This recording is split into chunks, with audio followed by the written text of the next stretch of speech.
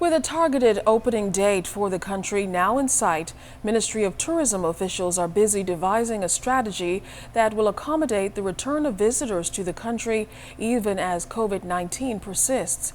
Cleopatra Murphy reports that the Minister of Tourism says one thing is certain: the record-breaking figures of 2019 won't return immediately. As the country eyes July 1st as a possible date to fully reopen its borders and welcome tourists again in the face of the global COVID-19 pandemic, Minister of Tourism and Aviation, the Honorable Dionisio de Aguilar, says officials are considering safety protocols and the government is formulating entry requirements for tourists. Aside from safety protocols on airplanes that are now requiring passengers to wear face masks and are routinely disinfecting, he says changes are also afoot at LPIA. When you arrive in the destination, you will notice that LPIA will now have markers on the ground for social distancing. There'll be barriers between the passenger and the immigration officer. Every attempt will be made to enforce social distancing, the wearing of masks, temperature checking, screening passengers as best as we can in order to allow them to enter the destination. I mean, we have to come to grips with the fact that we can't eliminate the risk.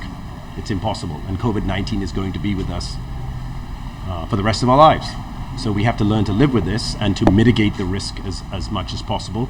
De Aguilar says it will be critical to get as much information on international passenger health as possible in the same way screenings are being conducted for domestic travel.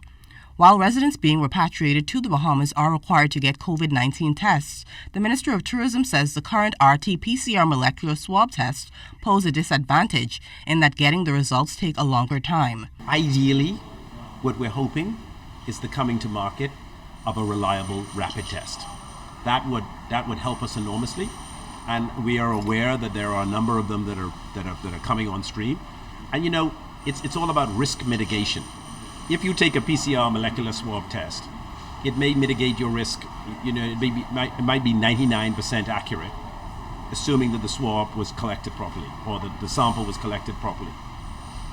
If you go to a rapid test, it may be 80-85% accurate. And then with additional screening measures, it may take your mitigation up to 90%. Can I live with 90%, over 95%, and therefore move my customers quicker through my ports of entry? The Minister of Tourism says while the country has been closed to visitors, his ministry has been strategizing and using social media to keep the Bahamas as a destination in the minds of tourists. He says it will launch a more vigorous campaign once the industry is jump-started. You can't discount the fact that 34 million Americans are out of a job. So they're obviously, their economy, from which we receive 82% of our foreign visitors, is not in the best position right now. So we have to temper our expectations.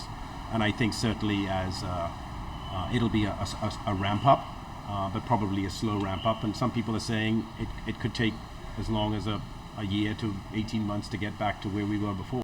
De Aguilar says some people are apprehensive about traveling, but the country's close proximity to the U.S. and its limited number of COVID-19 cases are an advantage. We have to get that message out to ensure that people are willing to take the quote-unquote risk of making a journey.